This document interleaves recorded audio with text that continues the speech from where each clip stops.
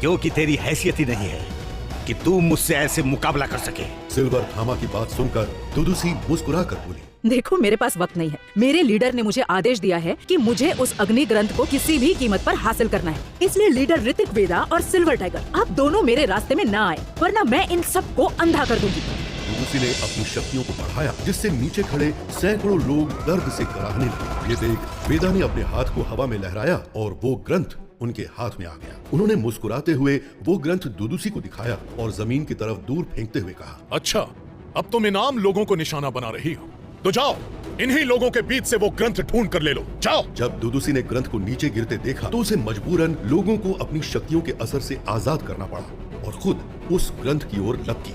लेकिन इससे पहले कि दुदुसी उस ग्रंथ के पीछे भूमि पर जाती, रक्षक वेदा ने अपनी शक्तियों की मदद से एक सील बना दी, जिससे पूरे इंद्रपुरी साम्राज्य के ऊपर एक कवच बन गया। जिसे देख दुदुसी ने नाराजगी से कहा, क्या तुम मुझसे मुकाबला करना चाहते हो? लेकिन तभी मौके का फायदा उठाकर बूढ़े थामा ने भी हवा में हाथ लहराया और उनके हाथ से निकली शक्तियों ने एक बड़े धनुष का रूप ले लिया, जिसका निशाना थी दुदुसी। दुदुसी ने देखा कि अगर उसने एक कदम भी बढ़ाया तो वो हमले का शिकार हो जाएगी। वो समझ रही थी कि भले ही उसकी शक्तियों का स्तर उसके सामने खड़े तीनों योद्धाओं से ज्यादा था, लेकिन अगर वो तीनों मिलकर उससे लड़ने लगे तो शायद वो पूरी तरह से जख्मी हो जाएगी। दुदुसी अभी इसी सोच में थी कि उसका ध्यान रक्षक ऋतिक वेदा पर गया, जिन्होंने अपने चक्रों को जागृत कर लिया था और अब वो एक बड़े ही भयानक शेर के रूप में बदल रहे थे। उनके शरीर से भयानक और ताकतवर शक्तियां निकलने लगी थी। ऋतिक वेदा ने नाराजगी से कहा, पहले कि मैं अपना समझौता भूल जाऊं, चली जाओ यहाँ से। जब दुदुसी ने देखा कि वो बुरी तरह से फंस चुकी है तो वो घबरा कर बोली,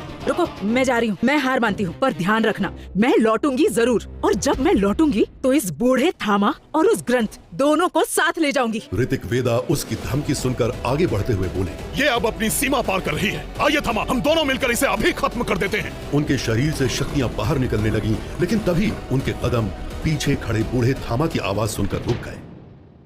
हम उसे नहीं मार सकते।